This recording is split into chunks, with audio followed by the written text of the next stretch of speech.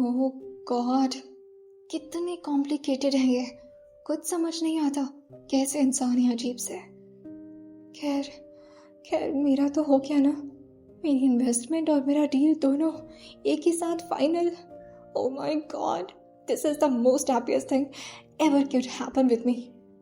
अभी मुझे क्या करना चाहिए? तैयार हो जाती हूँ, फिर घर जाऊंगी, फिर आराम से घोड़े बेचकर सोऊंगी। और फिर वो एक बार यशु की तरफ देखते और धीरे से उसकी तरफ जाते हुए कहते हैं, तुम भी घर जल्दी आना, फिर हम सब इसके लिए पार्टी करेंगे और मैं तुम्हें तुम्हारी फेवरेट चीज़ें बना बना कर खिलाऊंगी। वैसे तुम्हें एक सीक्रेट बताती हूँ, मम्मा को कुकिंग बिल्कुल नहीं आती है, बट बच्चे के लिए सीख लूंगी। ओके। लगभग 10 मिनट के अंदर अब वो गाड़ी में बैठ चुके थे और कबीर के सन्नाटे को देख करके वो कुछ बोलती नहीं, लेकिन उसका बार बार दिल कर रहा था, थैंक यू बोल दूं क्या? बोल दूं क्या? नहीं, मैं क्यों थैंक यू बोलूं? वैसे भी इंसान ने जो भी मेरे साथ किया है उसके बाद थैंक यू नहीं, इन्हें तो जेल मिलनी चाहिए और वो तो मैं दिलवा कर ही रहूंगी। मैं नहीं बख्शने वाली इनको। लेकिन कैसे? ये तो मुझे पुलिस तक भी पहुंचने नहीं देंगे। एक बार लंदन की पुलिस से मेरी बात हो जाती, मजा ही आ जाता। काश काश मैं इन्हें पकड़वा करके जेल में चक्की पिसवा पाती। और वो कबीर की तरफ बड़े ध्यान से देखने लगी थी, अपनी आंखों को बिना एक पल के लिए झपकाए हुए। वो बस देखे जा रही थी और साथ ही इमेजिन कर रही थी कि इस वक्त कबीर जो कि जेल में है, जेल के कपड़े पहने हुए और अपने बालों को पागलों की तरह खुजला रहे हैं और साथ ही अपने सामने रखे इस वक्त पत्थर पर अपने एक हाथ से हथौड़ी मार मार के उसे तोड़ रहे हैं। और यह सोच कर ही ज़ारा के चेहरे पर एक बड़ी सी पागलों जैसी स्माइल आ जाती है, जिससे वो थोड़ी जोकर जरूर लग रही थी, लेकिन उसे बड़ा खुशी मिल रहा था। कबीर जो ट्रैफिक लाइट देखकर के गाड़ी रोकते हैं और जैसे उनकी नज़र इस वक्त अपने ठीक बगल बैठी ज़ारा पर गई थी, जो कि एक टकटकी लगाए कबीर की तरफ ही देख रही, अपनी आंखें फाड़े फाड़े और साथ ही बड़ी सी चेहरे पर स्माइल भी ली हुई है। वो उसके फोरहेड पर धीरे से अपने हाथों को टैप करते हुए कहते, क्या है, ऐसे क्या देख रही हो? तभी ज़ारा मुंह बनाते हुए कहती है, मैं वो नहीं, कुछ नहीं, आप पर सिंपैथी आ रही थी। जैसे उसने ये बोला था, इसका कोई जवाब कबीर देते नहीं और ना ही कुछ उससे पूछना चाहते, क्योंकि उन्हें पता था कि ये कितनी पागल लड़की है, पता नहीं क्या ही सोच रहे हो कि, और उन्हें इस बारे में जानने में कोई दिलचस्पी नहीं थी। तभी ज़ारा की इस वक्त दिमाग में एक बहुत ही प्यारा सा खुरापात आया था और वो अपने दिमाग में ही कुछ सोचते हुए कहती है, फ़ोन मिल जाएगा तो सारी बात शॉर्ट आउट हो जाएगी। मैं कमिश्नर से भी बात कर लूँगी और इंडियन कमिश्नर से बात करूँगी तो कहीं ना कहीं वो मेरी बात करवा ही देंगे यहाँ के किसी न किसी पुलिस वाले से। हाँ, और साथ ही आना को पता चलेगा तो कोई ना कोई तरीका ढूंढ लेगी वो। मेरी कंपनी में बस ये बात पता चल जाए कि मैं कितने बड़े ट्रैप में फंसी हुई हूँ बस। लेकिन फ़ोन कैसे मिलेगा? और फिर उसकी नज़र जाती है इस वक्त बैठे कबीर के पैंट पर। वो देख तो इस वक्त पॉकेट की तरफ रही थी, लेकिन ये थोड़ा सा ऑकवर्ड था। कबीर जो कि बिना उसकी तरफ देखे हुए समझ जाते हैं कि इस वक्त ज़ारा की नज़र की तरह, जिससे वो एकदम से अपने हाथों को ले जाकर के उसके गालों पर रखते हुए उसके गालों को दूसरी तरफ करते हुए कहते हैं, ज़्यादा आउट ऑफ कंट्रोल मत हो तुम। माना कि बीवी बनाए, लेकिन इसका मतलब ये नहीं कि तुम्हें सब कुछ मिलने वाला है। तभी ज़ारा कहती है, नहीं, ऐसा कैसे? आपको देना ही पड़ेगा। जो चीज़ मेरा है वो मेरा ही है और उस पर आप अपना हक नहीं जता सकते। उस पर मेरा हक है, समझे? ये सुन करके काफ़ी अजीब लगा था। कबीर जो उसकी तरफ देखते हुए कहते हैं, तुम्हें नहीं लगता कि तुम इंडियन कल्चर के हिसाब से कुछ ज़्यादा ही बोल रहे हो? ज़ारा अपने सर को हाँ मिलाते हुए कहती है, हाँ मैं हूँ, लेकिन मुझे अपनी हक की चीज़ें लेना आता है। कबीर जो कि इस बात पर थोड़ा सा हंस दिए थे, जो कि हंसी उनके चेहरे पर नॉर्मली आती नहीं थी। ज़ारा कहती है, हंसने वाली बात नहीं है, मैं हूँ बोल्ड। और आपको क्या लगता है, आप अगर उसे अपने पास रखेंगे तो मैं उसे ले नहीं पाऊंगी? आप देखिएगा बस, जिस दिन आप सो रहे होंगे ना, अचानक से आपको लगेगा कि वो तो आपके पास से गायब हो चुका है और फिर आप कहेंगे कि ज़ायरा ओबेरॉय क्यों है, और क्यों है मुझे इतना घमंड अपने ऊपर। कभी जो अपने मुंह पर अपना हाथ रखते हुए कहते हैं, व्हाट? तुम्हें उसे मुझसे लेने की क्या ज़रूरत है? अगर तुम्हें यूज़ करना है तो तुम कर लेना, बट नो वे, ऐसा कुछ नहीं करने वाली हो तुम। ज़ारा कहती है, मैं करने वाली हूँ, समझे आप? और आपको पता भी नहीं चलेगा। अब तो कबीर को भी उसकी नज़र और नीयत से थोड़ा थोड़ा डर लगने लगा था और वो एकदम से अपने चेहरे को दूसरी तरफ घुमाते हुए कहते हैं, क्या लड़की है ये? I can not believe my years. वो इस वक्त अपने ठीक पीछे रखे एक प्यारे से क्वेश्चन को लिए थे जो कि बैक सीट पर रखा हुआ था और उसे अपने लैप पर रखते हुए कहते हैं, उधर देखो तुम। ज़ारा जो कि अपनी आंखें फिर से उसी जगह पर गड़ाते हुए कहती है, नहीं, मैं अपनी चीज़ों से नज़र नहीं हटाने वाली। यह सुन करके एक गहरी सांस भरते हुए कबीर जो कि अपने चेहरे को हल्का सा पीछे की तरफ टिल्ट कर लिए थे और थोड़ी देर लीन होते हुए अपनी आंखें बंद करते हुए कहते हैं, गॉड, तुम मुझसे दूर रहोगी और अलग कमरे में रहोगी तुम, मैं तुम्हें अपने साथ नहीं रखूंगा। ज़ारा कहती है, क्यों, डर लग रहा है क्या? कबीर जो कि ये बोलना तो नहीं चाहते थे लेकिन उसके बावजूद भी वो अपने चेहरे को हाँ मिलाते हुए कहते हैं, हाँ थोड़ा बहुत लग रहा है, और वैसे भी मैं मुझे गाड़ी चलाने पर फोकस करने दो। और वो फिर से ड्राइविंग करना शुरू कर चुके थे। अब वो लोग घर पहुंच चुके थे और साथ ही कबीर जो कि बार बार इस वक्त ज़ारा की तरफ देख रहे थे और ज़ारा की नज़र बार बार उसी जगह पर अटकी पड़ी थी। उसे तो सिर्फ अपना फ़ोन चाहिए था और कुछ नहीं, लेकिन यहाँ ज़ारा की नज़र और नीयत पर कबीर को शक होने लगा था, जिससे वो ज़ारा की तरफ देखते हुए कहते हैं, तुम कमरे में जाओ और कोई खुरापात करने की ज़रूरत नहीं है। तभी ज़ारा उनके करीब आते हुए कहती है, क्यों, आपके साथ नहीं जा सकते क्या? आप भी चलिए ना कमरे में, और उसके बाद से आप फिर नहाने भी जाएंगे, उसी बहाने आपके कपड़े उतरेंगे और मुझे मेरा सामान मिल जाएगा। कबीर जो कि अपने बालों पर अपना हाथ फेरते हुए कहते हैं, मैंने डेस्परेट लड़कियां भी देखी और उन्हें सफ़र भी किया है, मगर इतना ज़्यादा तुम, आई नो कि तुम सिंगल हो, मगर इसका मतलब ये नहीं कि तुम किसी मर्द के ऊपर इतनी गंदी नज़र डालोगी। Don't you feel shame? और मैं तुम्हें पनिश करने के लिए यहाँ पर आई हूँ, प्लेजर देने के लिए नहीं। तभी ज़ारा कहती है, हाँ, it would be my pleasure कि आप मुझे मेरा सामान दे देंगे, पर एक मिनट, मुझे वो आपसे नहीं चाहिए, वो मैं खुद ले लूँगी, और मैं किसी पर डिपेंड नहीं रहती। I am independent girl. और ये बोल करके वो सीढ़ियाँ चढ़ने लगी थी। इस वक्त कबीर जो कि अपने दोनों हाथों को अपने सर के पीछे ले जा करके टिकाते हुए इस वक्त जाते हुए ज़ारा की तरफ देख रहे थे और एक गहरी सांस भरते हुए खुद से कहते हैं, क्या आफत लेकर आया हूं मैं, पूरी पागल है। कबीर जो कि अपना सारा काम इस वक्त हॉल से ही कर रहे थे। अब तो उन्हें कमरे में जाने में डर लग रहा था, लेकिन जैसे ही अब उन्हें लगता है कि अब उन्हें कमरे में जाना ही पड़ेगा शावर लेने के लिए, वो पहले तो दूसरे कमरे को प्रेफर करते, लेकिन कपड़ा उनका उसी कमरे में था जहां इस वक्त ज़ारा रह रही थी। वो बड़े मुश्किल से दरवाजे को धीरे से खोले थे और अंदर की तरफ झांकते हुए बहुत हल्की हल्की आवाज़ लगाते हैं, ज़ारा, ज़ारा, हो तुम अंदर? लेकिन जैसे ही उनकी नज़र और अंदर की तरफ ध्यान से गई थी तो वो देखते हैं कि ज़ारा तो फैल करके आराम से सो रही है, और तब जाकर के उनको थोड़ा सा सुकून मिला था। अंदर की तरफ आकर के वो अपने वार्डरोब की तरफ जल्दी से जाते हैं और जल्दी जल्दी अपने कपड़े को निकालने लगे थे। तभी ज़ारा करवट लेते हुए कहती है, नहाने जा रहे हैं क्या? कबीर जो पीछे की तरफ मुड़ते हुए कहते हैं, तो तुम तो सो रही थी ना? ज़ारा अपने सिर को ना मिलाते हुए कहती है, नहीं, मैं तो सो चुकी, आप 4 घंटे बाद आए कमरे में, I waited for your long. सुन रहे हैं आप? कबीर कहते हैं, तुम वेट क्यों कर रही थी मेरा?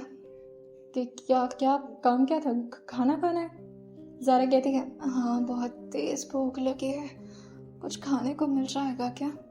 तभी कबीर जो अपने खुद ही चेहरे को नीचे की तरफ झुकाते हैं और फिर कुछ सोचते हुए कहते हैं, किससे खाने की बात कर रही है? खाना ही खाना होगा, और क्या खाएगी? और फिर उससे कहते हैं, क्या खाना है? ज़ारा जो हंसते हुए कहती है, आप क्यों इतना डर रहे हैं, आपको थोड़ी ना खाऊंगी, वैसे आपको भी खा सकते हैं, not a big deal for me. ये सुन करके अपने कपड़े को खुद ही कबीर अपने शरीर पर लगाते हुए कहते हैं, यू नो व्हाट, तुम बहुत अश्लील हो। और ये बोल करके वो जल्दी से कमरे से बाहर की तरफ निकल गए थे। ज़ारा को तो समझ भी नहीं आता कि आखिर उसने इतना भी क्या बुरा बोल दिया। उसने तो बस मजाक में बोला था कि वो कबीर को खा जाएगी, लेकिन इसका मतलब ये थोड़ी ना कि वो वाकई पिशाचनी और उन्हें खा ही जाएगी। अब कबीर खुद को ही समझाते हैं, जब तक यशो घर नहीं आ जाता इस लड़की से दूर दूर रहना पड़ेगा। लेकिन अब यशु के भी घर आने के लिए ज्यादा दिन बचे नहीं थे, क्योंकि अब धीरे धीरे करके उसकी रिकवरी काफी ज्यादा फास्ट हो गई थी और ये चीज डॉक्टर भी देख करके हैरान थे। उसका ब्लड प्रेशर वगैरह भी अब नॉर्मल हो चुका था, जितना कि उसकी उम्र के बच्चों का होना चाहिए, और उसमें सबसे बड़ा हाथ जायरा का था। लेकिन इसके बावजूद भी ये सारी बातों को पूरी तरह से नेग्लेक्ट कर रहे थे कबीर। लेकिन उन्हें नहीं पता था कि एक और मुसीबत अब लंदन पहुंच चुकी है। इस बारे में करण को अंदाजा था, लेकिन कबीर ने इस बारे में कभी कुछ डिस्कस नहीं किया, जिससे करण भी अभी तक ये बात बताना उन्हें जरूरी नहीं समझता। जायरा वैसे तो यशु का ख्याल बहुत अच्छे से रखना चाह रही थी और साथ ही वो बहुत ज्यादा एक्साइटेड थी कि यशु घर आ रहा है, लेकिन उसके साथ ही उसे अपने भी कंपनी में काम करना होता था। उसे अपनी स्ट्रेटजीज चेक करनी होती थी, साथ ही हर दिन का उसे अपडेट चाहिए होता था, और इन सारी चीजों के लिए उसे फोन का मिलना तो बहुत ज्यादा जरूरी था। अब वो ये सारी बातें जाकर कि कबीर के सामने बोलना शुरू करती है, लेकिन कबीर उसके इन सारे चाल को एक अजीब सा ट्रैप समझ करके, लेकिन कबीर जो कि उसकी बातों पर जरा भी भरोसा नहीं करते थे। और जैसे ही अभी वो गेस्ट रूम के अंदर आई थी, कबीर उसकी तरफ घूरते हुए कहते हैं, मैंने कल ही तुमसे कहा था कि हम दूर दूर रहेंगे। बात समझ में नहीं आई है, क्या करने आई हो यहाँ पर? तभी जायरा जो कि उनकी तरफ आगे बढ़ते हुए कहती है, आपको प्रॉब्लम क्या है मुझसे? खुद मुझे शादी करके यहाँ पर लेकर आए हैं, आपकी वाइफ हूँ, और इतना तो हक बनता है कि मैं आपके सामने आकर खड़े होकर के कुछ बात कह सकूं, या फिर इतना भी हक नहीं है मेरा? जैसे ही जायरा ने यह बोला था, थोड़ा देर कबीर शांत रहते, लेकिन फिर गुस्से में खड़े होते हुए कहते हैं, किसने कहा तुम्हें कि तुम मेरी बीवी हो? और ये शब्द तुमने इस्तेमाल भी कैसे किया बिना मेरे परमिशन के? सोच भी कैसे लिया कि तुम्हें मैं अपनी वाइफ बनाऊंगा? तुम्हें शादी करके मैं इस घर में सिर्फ इस वजह से लेकर आया हूं ताकि तुम यशु की मॉम बन सको। यशु की मम्मा के अलावा तुम्हारी अब कोई आइडेंटिटी नहीं बची है, एंड दैट्स इट। उम्मीद करता हूं मुझे दोबारा ये बात तुम्हें समझाने की जरूरत नहीं पड़ेगी, और सोचना भी मत कि मैं तुम्हें कोई बीवी वाले प्यार देने वाला हूं, बिकॉज वो तुम हो ही नहीं। और ये जो फोन की जिद है ना तुम्हारी, छोड़ दो उसे, क्योंकि तुम्हारी कंपनी को अब मैं हैंडल कर रहा हूं, और तुम देखोगी कि 2 महीने के अंदर जितने तुम्हारी कंपनी के लॉस हुए ना, उसे कवर अप करके उसका 20% ज्यादा प्रॉफिट तुम्हें दिलवा दूंगा। और क्या चाहिए तुम्हें? बैठे बैठे सब यशु का ख्याल रखना है और मुझसे दूर रह करके अपनी जिंदगी गुजारनी है, और साथ ही अपनी कंपनी से भी दूर रहकर। बाकी तुम्हारी कंपनी बर्बाद नहीं होने दूंगा मैं। अब वो कबीर राजन के हाथ में, और जो चीजें कबीर राजन के हाथ में होती हैं वो कभी बर्बाद नहीं हो सकती, अनटिल एंड अनलेस मैं ना चाहूं। तो तुम जा सकती हो। और हाँ, यशु आ रहा है आज, तो पूरी तैयारी करो उसके लिए, जैसे कि एक मॉम करती है। लेकिन जायरा वहां से हिली तक नहीं थी। अपनी आंखों में हल्के आंसू लिए, जो कि वो धीरे धीरे अपने हाथों से पोंछते हुए कहती है, वो मेरी कंपनी है, आप उसे क्यों संभालेंगे? मैं हैंडल कर सकती हूँ सब कुछ। यशु का ख्याल रखना है ना, मैं रख तो रही हूँ, और जब तक मैं उस लेवल पर नहीं पहुंच जाती, मैं यशु से अलग नहीं हो सकती। मुझे पता है ये बात, और मैं जब तक उसके साथ रहूंगी, आई प्रॉमिस, मैं उसे ठीक कर दूंगी, बिल्कुल बिल्कुल खुश हो जाएगा वो नॉर्मल बच्चों की तरह। यह सुन करके कबीर अपने चेहरे को नाम हिलाते हुए कहते हैं, वो कभी नॉर्मल नहीं बन सकता, उसे एक्स्ट्रा केयर की जरूरत हमेशा पड़ेगी। तो इसका मतलब यह है कि अगर मैं तुम्हें कंपनी हैंड ओवर करता हूँ तो तुम पूरी जिंदगी यशु के साथ रहोगी, मेरे साथ इस रिश्ते में बंधे हुए। लेकिन ऐसा कोई लड़की कैसे कर सकती थी? एक ऐसे इंसान के साथ वो कैसे रह सकती थी जो कि उसे अपनी वाइफ तक मानने को तैयार नहीं, और साथ ही सिर्फ अपने बच्चे के लिए उसे इस्तेमाल कर रहा है? जारा बस अपनी थूक गटक कर रह जाती है और अपने चेहरे को नीचे झुकाते हुए कहती है, मुझे जल्द से जल्द मेरी कंपनी मेरे हाथों में चाहिए, उसका पूरा कंट्रोल मेरे हाथों में नहीं रहेगा तो मैं आपकी कोई बात नहीं मानूंगी। और यशु के साथ मैंने जितनी अच्छी बॉन्डिंग बनाई है, भूलिएगा मत कि मुझे उसे खराब करने में ज्यादा वक्त नहीं लगेगा। फिर संभाल लीजिएगा अपने बेटे को अपने हिसाब से। और ये बोल करके वो बाहर की तरफ जाने लगी थी, लेकिन तभी बहुत जोर से उसके कानों में आवाज आती है, औकात मत भूलो, तुम गुलाम हो मेरी, जैसे कहूंगा वैसे रहना पड़ेगा, सोचना भी मत कि तुम्हारी मर्जी से यहाँ पर कुछ होने वाला है। बात समझ में आ रही है तुम्हें? इस बात पर जायरा, जो कि दर्द भरी स्माइल अपने चेहरे पर रखे हुए बस अपने आंसुओं को पोंछ करके कमरे से बाहर निकल जाती है। लेकिन जैसे वो कमरे से बाहर निकली थी, जितना भी उसके दिल में एक अजीब सा घुटन था वो एकदम से फूट फूट करके उसकी आंखों से गिरना शुरू हो गया था। वो जाकर के अपने कमरे में अपने घुटनों पर आकर के रोना शुरू कर देती है और इसी तरह से लगभग 15 से 20 मिनट हो चुके थे। तभी पीछे से कोई इस वक्त डोर फ्रेम से टिक कर कहता है, इसे कहते हैं घुटनों पर लाना। आ गई ना अपनी लेवल पर। यह आवाज जैसे ही ज़ायरा ने सुनी थी, वो बड़े मासूमियत से उनकी तरफ देखते हुए अपने चेहरे को बड़े प्यार से मोड़ कर कहती है, मुझे नहीं पता मैंने इतनी क्या बड़ी गलती कर दी है जो आप मुझे इतनी बड़ी सजा दे रहे। मैं सब कुछ करने को तैयार हूँ, वो कंपनी तो मुझे दे दीजिए। उसका काम अगर मैंने नहीं किया तो मेरे लिए वो गिल्ट होगा। अगर मैं उसे दोबारा प्रॉफिट नहीं दिला पाई तो मैं खुद को कभी माफ नहीं कर पाऊंगी। और ये सब कुछ मैंने जानबूझकर नहीं किया था। मेरी लाइफ बहुत ज़्यादा प्रॉब्लमेटिक चल रही थी। एक तरफ मेरे पा कोमा में, दूसरी तरफ एक अजीब अजीब से लेटर्स और गिफ्ट्स आते थे मेरे घर पर। हमेशा ऐसा लगता था जैसे कोई मुझे स्टॉक कर रहा है और डराता था मुझे। मैं काम पर फोकस नहीं कर पाती थी, ट्रस्ट मी। लेकिन अब मैं बहुत अच्छे से काम करूंगी। वो कंपनी मुझे चाहिए बस, और कुछ नहीं मांग रही आपसे। तभी कबीर जो कि उसकी हालत पर हंसते हुए कहते हैं, तुम बहुत बेवकूफ हो या बहुत इनोसेंट कह सकते हो। तुम्हें क्या लगता है वो स्टॉकर कौन था? तभी ज़ायरा जो कि अपने चेहरे को अभी तो फर्श पर टिकाए हुई थी, लेकिन इस बात को सुनकर के वो धीरे धीरे अपने चेहरे को उठा करके कंफ्यूजन में कबीर की तरफ देखते हुए कहती है, कौन? मुझे नहीं पता कौन था। कबीर जो कि उसके ठीक सामने आकर के उसी के लेवल पर बैठते हुए कहते हैं, तो तुम्हें कुछ नहीं पता। खैर तुमने गैस भी नहीं किया होगा, क्योंकि उसके लिए तो दिमाग चाहिए जो तुम्हारे पास है ही नहीं। इससे याद है हमारी फर्स्ट मीटिंग? तभी ज़ायरा कहती है, हाँ वो कार एक्सीडेंट। लेकिन तभी कबीर जो कि हंसते हुए कहते हैं, ना ना ना, तुम शायद मस्त करते। याद एक बार तुम मॉल में किसी से टकराई थी। ज़ायरा जो कि कुछ याद करते हुए कहती है, मॉल? नहीं, मुझे नहीं याद है। मैं नहीं जानती आपको उससे पहले। कबीर जो उसकी तरफ थोड़ा झुकते हुए कहते हैं, पर मैं तुम्हें बहुत पहले से जानता हूँ, बहुत पहले से। जब तुम्हारी शादी की बात हुई थी ना, तब से जानता हूँ तुम्हें। और तब से तुम्हारी फितरत और तुम्हारी हरकत सब पर नजर रहती थी मेरी। और जो तुम हो ना अंदर से, मैं उसे अच्छी तरह से समझता हूँ। तो ये जो तुम नाटक कर रही हो ना यशु के साथ अच्छा बिहेव करने की, वो सिर्फ यशु तक ही रखो। मेरे सामने ज़्यादा ड्रामा करने की ज़रूरत नहीं कि तुम्हें यशु का वाकई बहुत परवाह है, क्योंकि तुम जैसी लड़कियाँ किसी का परवाह नहीं करती। उन्हें सिर्फ अपने आप से मतलब होता है, राइट? तभी ज़ायरा जो कि गुस्से में कहती है, आपको बहुत पता है मेरे बारे में। क्यों?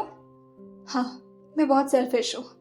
और ये बात आपने कैसे जज कर ली? हाँ, आपने कैसे सोच लिया? तभी कबीर जो कि खड़े होते हुए कहते हैं, खैर छोड़ो, एक वक्त आएगा जब तुम्हें अपनी गलती का एहसास होगा, लेकिन गलती का एहसास करने के बाद तुम्हें पनिशमेंट देने में मज़ा नहीं आएगा। तो भी तुम कंफ्यूजन में ही जियो। और हाँ, मुझे तुम बहुत डिस्टर्ब कर रही हो, इसलिए इस टाइम का खाना स्किप कर दो। अब यशु जब आएगा शाम तक तभी कुछ खा सकती हो तुम, भूखे रहो। और ये बोल करके वो कमरे से बाहर निकल गए और साथ ही बाहर आकर के वो बहुत ही स्ट्रिक्टली कमांड देते हैं, कोई भी उस कमरे के आसपास नहीं जाएगा, पड़े रहने दो उसको ऐसे ही। अब शादी से क्या कनेक्शन था ज़ायरा का? हाँ, ज़ायरा के लिए आया था रिश्ता और वो उसे देखने भी गई थी इशिता के साथ। हाँ, ज़ायरा के लिए रिश्ता तो आया था और वो इशिता के साथ देखने भी गई थी उस रिश्ते को, लेकिन वो तो बहुत अजीब सा रिश्ता था जहाँ एक ऐसे शख्स से उसकी शादी होने जा रही थी और वो यही सब सोच रही थी। लेकिन फिर वो अपने दिमाग को झटकते हुए कहती है, ये सब क्या कह रही हूँ मैं, क्यों सोच रही हूँ? मुझे फिलहाल सिर्फ अपनी कंपनी की फिक्र है, मेरा काम सब कुछ रुक जाएगा। ये आदमी तो मुझसे नफरत करता है, मुझे बर्बाद कर देगा। मैं क्या करूँ? कैसे पहुँचूँ मैं अपने लोगों तक जो मुझे संभाल पाए, जो मेरी हेल्प कर पाए? ना चाहते हुए भी उसे थोड़ा गुस्सा सा आ रहा था, लेकिन इस वक्त बुरी बात तो ये थी कि उसे सिर्फ कबीर पर नहीं बल्कि यशु पर भी गुस्सा आ रहा था, क्योंकि कहीं ना कहीं बार बार ऐसा लग रहा था ज़ायरा को कि यशु ही उसकी शादी का असली वजह है। लेकिन वो उस बच्चे की मासूमियत को सोच सोच करके अपने गुस्से को पी जा रही थी और खुद को शीशे के सामने खड़ा करते हुए कहती है, नहीं ज़ायरा, तुम इतनी भी सेल्फिश नहीं बन सकती। एक बार उस बच्चे के बारे में तो सोचो। हाँ, माना कि तुम्हारे साथ गलत हुआ, मगर उस बच्चे की क्या गलती? वो तो कबीर रायचंद, पता नहीं उनका मैं क्या करूँगी। मुझे इतना बेबस करने की कोशिश क्यों कर रहे हैं वो? इतना क्यों तोड़ रहे हैं मुझे? हर बात तो मान रहे हैं उनके, लेकिन उसके बावजूद भी आखिर चाहते क्या है वो आदमी? वहीं दूसरी तरफ इस वक्त कबीर के ठीक सामने करण बैठे हुए थे और कबीर उन्हें बहुत गुस्से में घूरे जा रहे थे और साथ ही अपने टैबलेट को उसके ठीक सामने फेंकते हुए कहते हैं, क्या ये सब? मुझे यहाँ जाकर के पता चल रहा है कि यहाँ पर वो लड़की आ चुकी है और तुमने मुझे इस बारे में इन्फॉर्म क्यों नहीं किया? करण जो इस वक्त अपने चेहरे को थोड़ा नीचे की तरफ झुका लिया था और कबीर को इस बात से बहुत नफरत होती थी कि कोई शख्स उनके ठीक सामने बैठ करके उनके सवालों का जवाब सही वक्त पर नहीं दे रहा और बार बार उनकी बातों को इग्नोर कर रहा है। तभी कबीर खड़े होते हैं और गुस्से में करण को घूरते हुए कहते हैं, तुम ही से बात कर रहा हूँ करण, इस बारे में मुझे इन्फॉर्मेशन क्यों नहीं मिली? तभी करण जो गुस्से में खड़े होते हुए बहुत बुरी तरह से उनको जवाब देते हुए कहते हैं, क्योंकि मैं नहीं चाहता था कि जो हालत इस वक्त ज़ायरा की हो रही है वही हालत इशिता की भी हो। मुझे इशिता अच्छी लगती है एंड दैट्स द प्रॉब्लम। मैं नहीं चाहता उसको वो लाइफ देना जो कि तुम दे रहे हो ज़ायरा को, बिना उसकी कोई गलती के। जैसे ही करण ने ये बोला था, कबीर जो उसके बातों को सुन करके एक भौं चढ़ाते हुए कहते हैं, ओह रियली? और उनके चेहरे पर एक सार्कास्टिक से स्माइल आ गई। पॉकेट में अपना हाथ डालते हुए धीरे धीरे आगे बढ़ते हुए कहते हैं, तो तुम मुझे बताओगे कि मुझे क्या करना चाहिए और क्या नहीं, और क्या गलत है और क्या सही? मैं तुम्हें पे करता हूँ या तुम मुझे? बॉस कौन है? ये सुनकर के करण जो अपने चेहरे को नीचे करते हुए कहता है, आई नो कि मैं तुम्हारे अंडर में काम करता हूँ कबीर, मगर इसका मतलब ये नहीं कि तुम कुछ भी करवाओगे मुझसे। आई नो कि जो भी कुछ हो रहा है वो गलत है। तुम बार बार ज़ायरा को ब्लेम क्यों कर रहे हो? यशु की तबीयत खराब की रीजन वो नहीं हो सकती। ये सुन करके बहुत बुरी तरह से कबीर ने भी उसके कॉलर को अपने हाथों में जकड़ लिया था और उसे अपनी तरफ खींचते हुए कहते हैं, इशिता से इतना प्यार हो गया कि कबीर के साथ सारी दोस्ती तोड़ने के बारे में सोच लिया? हाँ? करण इस बात पर बहुत आहिस्ता से अपने चेहरे को ना मिलाते हुए कहता है, नहीं कबीर, तू समझेगा ही नहीं मुझे कभी। यार एक बार उस लड़की की पीओवी से तो देख, उसकी जिंदगी तूने क्या बना दी है। और सिर्फ अभी से नहीं, 3-4 महीने से वो सफर कर रही है सब कुछ। उसके डैड कोमा में है, उसकी लाइफ में कोई नहीं है जो उसे सपोर्ट करे। अकेले अपने बलबूते खड़ी थी वो, और तूने उसे पूरी तरह से गिरा कर बर्बाद कर दिया। और तूने ये सब कुछ इस वजह से किया क्योंकि उसने तुझे रिजेक्ट कर दिया। कबीर इस बात पर अपने चेहरे को ना मिलाते हुए कहते हैं, अगर मैं तुझे नहीं समझ पाया ना तो तू मुझे 1% भी नहीं समझ पाया करण। तूने ऐसा सोचा भी कैसे कि मेरी ईगो इतनी बड़ी है कि मैं उस जिंदगी को खराब कर दूंगा जिससे मेरा कोई लेना देना नहीं था। वो लड़की मेरी जिंदगी को अगर तबाह भी कर देती तब भी मैं उसे माफ कर सकता था, लेकिन यशु को लेकर मैं कोई भी चीजों में कॉम्प्रोमाइज नहीं करने वाला। और ज़ायरा, मिस ज़ायरा ओबेरॉय, उसका एटीट्यूड उसे ले डूबेगा। वो जो घमंड में जीती है ना कि उसकी जिंदगी तो बेस्ट है, और वो अपनी लाइफ में किसी ऐसे शख्स को नहीं चाहती जो एक बच्चे का बाप हो, तो अब उसे वही मिलेगा।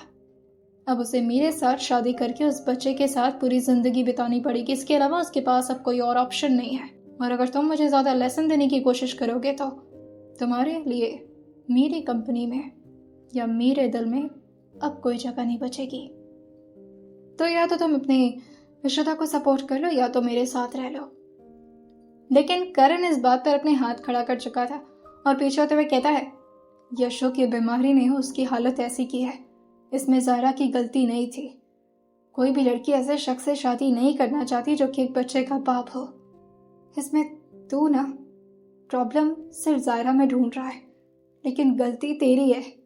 तूने उस दिन अकेले छोड़ा था यशु को, तेरी गलती थी। अगर तू वहां पर केयरफुल होता तो, लेकिन तभी कबीर जो कि अपने हाथ को और ज़्यादा रोक नहीं पाते, क्योंकि यशु को लेकर के वो कभी भी अपने आप को ब्लेम दे ही नहीं सकते थे। उन्होंने तो हमेशा से अपनी जान डाल दी थी यशु को संभालने में। और वो बहुत जोर से करण के गालों पर थप्पड़ जड़ते हुए कहते हैं, बस अब इससे ज्यादा एक और शब्द नहीं सुनूंगा तेरे। बचपन की दोस्ती इतनी आसानी से खत्म कर देगा सिर्फ एक लड़की के चक्कर में, मैंने नहीं सोचा था करण। लेकिन it's okay, you are free now. अब तुम्हारे ऊपर कोई लोड नहीं रहेगा और मेरा काम मैं और महर संभाल लेंगे। अब तुम जा करके अपने काम पर फोकस करो, अपनी मोहब्बत, अपनी इश्क पर, क्योंकि मेरे लिए मेरी यशो से ज्यादा और कोई मैटर नहीं करता और ना कभी कर पाएगा। करण वहां से गुस्से में जाते जाते एक बार पीछे मुड़ करके कबीर की तरफ देखते हुए कहता है, तुझसे ज्यादा समझदार वो 4 साल का बच्चा है। उसे भी जब ये बात पता चलेगी ना कि जायरा किस तरह से तेरे जाल में फंसी है और किस तरह से तूने उसे अपने ट्रैप में बांधा है, यशो तुझसे भी नफरत करने लगेगा। And I guarantee you. और ये बोल करके वो भी काफी गुस्से में बाहर जा चुका था। कबीर जो कि एकदम से अब अपने बड़े से हॉल एरिया में शांति से अकेले बैठे हुए थे और इस वक्त उनका एक हाथ जो कि दूसरे हाथ से रब हो रहा था। बार बार वो करण की बातों पर गौर कर रहे थे, लेकिन फिर वो खुद से कहते हैं, नो वे, गलती तो उसी की है। अब उस करण को मोहब्बत हो गई तो वो ऑब्वियसली मुझे क्यों फेवर करेगा। बाहर में जाए, उसके बिना भी मेरा काम हो सकता है। और अब उनका फोकस था इशिता को किसी भी हालत में उन्हें जायरा से दूर रखना होगा, वरना ये दोनों मिल करके उनकी पूरी प्लानिंग पर पानी फेर देंगे। यशो को वेलकम करने के लिए मेट्स ने कुछ आसपास के नेबर्स को बुला रखा था और पूरी चेकिंग के साथ ही उन्हें इस मेंशन के अंदर आने दिया गया था। यहाँ पर एक छोटी सी सेलिब्रेशन रखी गई थी जहाँ पर इस वक्त यशो बीच में खड़ा था और आसपास के लोग उसको देख करके क्लैप्स कर रहे थे और साथ ही उसको ब्लेसिंग्स दे रहे थे। यशो खुद की बदौलत नहीं चल पा रहा था, उसे अभी जरूरत थी किसी के सहारा की, और इस वक्त सहारा देने वाले कोई और नहीं बल्कि कबीर ही थे, जो कि उसके हाथों को बड़े प्यार से पकड़े हुए उसे संभालते हुए धीरे धीरे चलने के लिए बोल रहे थे। वैसे डॉक्टर ने भी उसे धीरे धीरे अब चलना स्टार्ट करने के लिए कहा था ताकि यशो का पैर जो कि फिर से अपने नॉर्मल रूटीन में आ सके। लेकिन आसपास के सारे लोगों को देखते हुए यशो किसी को ढूंढ रहा था और अपने डैड की शर्ट खींचते हुए कहता है, पा, मम्मा कहाँ है? Is she here? ये सुन करके कबीर जो अपने चेहरे को हाँ मिलाते हुए कहते हैं, mama is waiting for you in your room, चलो। अब उसे स्टेयर तो नहीं चढ़ाने वाले थे, इस वजह से कबीर उसे अपने गोद में उठा लिए थे और ले जाकर के उसे उसके कमरे में जैसे ही एंटर हुए थे, यशो काफी ज्यादा सरप्राइज हो जाता है आसपास की डेकोरेशन को देख करके। वैसे ये तो कबीर की भी जरा भी एक्सपेक्टेशन नहीं थी कि इतने प्यारे तरीके से इस वक्त जायरा उसका कमरा डेकोरेट कर रही है। वो जैसे ही यशो की तरफ देखी थी, वो आगे बढ़ते हुए कहती है, आ गए, वेलकम टू होम। इतना कुछ सुनाया था आज कबीर ने उसे और कितनी बुरी तरह से वो टूट कर रो रही थी, लेकिन इसके बावजूद भी यशो को देख करके वो एकदम अपने आप को नॉर्मल कर ली थी। कबीर जो कि उसके चेहरे को बड़े ध्यान से देख रहे थे, तभी यशो जो कि अपने पा की तरफ जैसे ही देखा था, वो अपनी मम्मा के पास थोड़ा झुकते हुए कहता है, मम्मा आई थिंक पा और आपको एक साथ बातें करने की जरूरत है, मैं अकेले कमरे में रह लूंगा। यह सुन करके ज़ाहरा अपने चेहरे को ना मिलाते कहती है, नहीं, अब आप अकेली नहीं रहोगे, मैं आपके साथ रहूंगी। लेकिन तभी कबीर जो कि उसको अपने गोद में हल्का चिपकाते हुए कहते हैं, यशो मेरे साथ रहेगा। लेकिन ज़ाहरा जो कि उनकी तरफ घूरते हुए कहती है, मैं पूछ नहीं रही थी, बता रही थी। वैसे भी यशो को आपने बोला है ना कि मैं हूँ उसकी माँ, और आपने मुझे भी तो बताया कि यशो मेरी रिस्पॉन्सिबिलिटी, तो मुझे निभाने दीजिए अपनी रिस्पॉन्सिबिलिटी, इवन जब तक मैं यहाँ पर हूँ। ये सुनकर कि यशो जो अपनी मम्मा की तरफ देखते हुए पूछता है, आप कहीं चले जाओगे? अब पापा को छोड़ दोगे मेरी वजह से? नहीं, आप ऐसा नहीं। लेकिन तभी कबीर जो बहुत गुस्से में ज़ाहरा को घूरते वो यशो को अपने सीने से लगाते हैं और उसके चेहरे को अपनी तरफ छुपा करके ज़ाहरा को घूरते हुए कहते हैं, तुम मेरे कमरे में चलो, कुछ बात करनी है। तुम थक गए होगे ना, थोड़ा देर आराम करो, मैं कुछ खाने के लिए लेकर आता हूँ तुम्हारे लिए। तभी यशो कहता है, पॉप्स एक केक मिल सकता है प्लीज, बहुत दिनों से कुछ अच्छा नहीं खाया। उसकी बातों को सुनकर धीरे से उसके गाल पर कभी टैप करते हुए कहता, तुम्हारे लिए हेल्दी और न्यूट्रिएंट्स वाले केक बनवा रखे हैं मैंने, लेकर आता हूँ। और ये बोलकर वो बाहर आ चुके थे। अभी भी ज़ाहरा उनके कमरे के अंदर नहीं गई थी, इस वक्त वो सिर्फ गैलरी में खड़ी थी। लेकिन तभी बहुत झटके से उसके हाथ को खींचते हुए अब पकड़ करके कबीर उसे अपने कमरे के अंदर धक्का दे दिए थे। लेकिन अभी वो गिर पाती उससे पहले ही कबीर उसके हाथ को थामते हुए उसे अपने करीब खींचते हुए कहते हैं, आइंदा से कभी भी यशो के सामने मुझे छोड़ने की बात नहीं करोगी। ज़ारा जो कि उनके चेहरे की तरफ देखते हुए कहती है, कितने अजीब हैं आप, मैं बोल भी नहीं सकती ये सब कुछ। यशो यशो यशो, मैं भी इंसान हूँ। ये सुन करके कबीर जो कहते हैं, तो इंसानों वाली हरकतें भी करो, क्योंकि जो तुमने किया है ना, उसके बाद मैं तुम्हें इंसानों की तरह ट्रीट करूँ ये थोड़ा मुश्किल हो रहा है मेरे लिए। प्रूव मी कि तुम्हारे पास वाकई दिल है। ज़ारा अपने चेहरे को नाम मिलाते हुए कहती है, हर किसी को अपनी तरह नहीं समझना चाहिए। आप जैसे ही वैसे दुनिया को क्यों देखते हैं? मैं इंसान हूँ और इंसान की तरह रहना आता है मुझे, और मेरे पास दिल भी है, मुझे दर्द भी होता है। तभी कबीर उसके चेहरे को काफ़ी गुस्से में अपने हाथों से जकड़ते हुए कहते हैं, अगर ऐसा है तो दूसरों के दर्द के बारे में भी सोचना चाहिए। ज़ारा जो कि इस बात पर अपनी भावों को सिकोड़ करके बहुत ही क्वेश्चन भरी निगाहों से उनको देखते हुए कहती है, क्या मैंने क्या कर दिया ऐसा? मैं तो आपको इससे पहले से जानती तक नहीं हूँ। तभी कबीर उसके गालों पर धीरे से अपने हाथों को टैप करते हुए कहते हैं, जल्द पता चलेगा तुम्हें, तुम मुझे कैसे जानती हो और तुमने ऐसा क्या किया है मेरे साथ जो मुझे तुम्हें ऐसे ट्रीट करने का दिल कर रहा है। कमरे में रहो, यशो के पास अभी मैं रहूँगा, और रात में तुम उसके साथ रहोगी, क्योंकि रात में मुझे बाहर निकलना है कुछ काम से। ज़ारा को तो कुछ बोलने का मौका ही नहीं मिला था, क्योंकि ऑब्वियसली अब उससे सजेशन थोड़ी ना मांगा गया था। ज़ारा भी ना बोल पाती उससे पहले कबीर जो उसको अपनी एक उंगली पॉइंट करके दिखाते हुए कहते हैं, पूछ नहीं रहा हूँ मैं तुमसे, बता रहा हूँ। और ये बोल करके वो कमरे से बाहर निकल गए थे। ज़ारा जो कि जाकर के बेड पर बैठते हुए कहती है, क्या कर दिया ऐसा मैंने? क्यों आखिर इतना तड़पा रहे हो मुझे भाग जाना चाहिए यहाँ से, मैं नहीं रहूंगी यहाँ पर। तभी जो नेबर्स आए थे उसमें से एक नेबर जो कि अब ज़ायरा के उसी कमरे के बाहर खड़ी थी और धीरे धीरे दरवाजे को नॉक कर रही थी। ओए मोटी, अबे चुड़ैल है क्या अंदर? उसको बहुत धीरे धीरे आवाजें सुनाई दे रही थी। ज़ायरा जो कि समझ नहीं पाती कि इस तरह उसे आवाज कौन लगा रहा है, लेकिन उसे तो अभी क्लियर भी नहीं हुआ था कि आखिर आवाज क्या आ रही है। फिर से उसके कानों में धीरे धीरे कुछ बहुत ही अजीब सा विस्पर हो रहा था। अबे पिशाचनी, अंदर है क्या तू? बोलना मोटी। तभी ज़ायरा को समझ में आता है कि इस तरह से कौन बात करता है। वो जल्दी से आकर के अपने दरवाजे के बाहर जैसे ही झांकी थी, इस वक्त इशिता बाहर की तरफ खड़ी थी, लेकिन उसका लुक बिल्कुल अलग था। ऐसा लगता जैसे कि वो कोई फॉरेनर लड़की हो।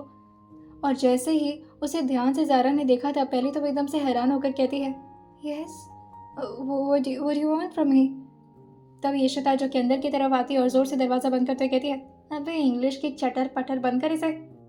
ये बता, हॉट लग रही हूँ मैं? कितने दिनों बाद ऐसे लड़कियों की तरह ड्रेसअप किया है मैंने। Am I looking hot? Zaira कहती है, तो इस सिचुएशन में मेरे सामने खड़ी है, वो भी फॉरेनर लड़की बन करके, और मुझसे ये पूछ रही है कि एम आई हॉट? तो यहाँ क्या कर रही है और यहाँ कैसे पहुंची और यहाँ का एड्रेस कैसे मिला? तभी ये सारी बातों को सुन करके अभी इशिता अपने कमर पर हाथ रख करके बहुत ही एटीट्यूड से अपने बालों को पीछे करते हुए कहती है, कम ऑन बेबी गर्ल, तुम्हें क्या लगता है अगर इशिता कुछ चाहे तो वो कर नहीं लेगी? और वैसे भी तुम तो मेरी एक लौती एटीएम मशीन हो। तुम्हारे साथ अगर कुछ गलत होगा तो मुझे पैसे कौन देगा मेरी अय्याशियों के लिए? So that's why I need you. ये सारी बातों को सुन करके ज़ायरा जो कि अपने माथा पकड़ते हुए कहती है, इस लड़की का मैं क्या करूं?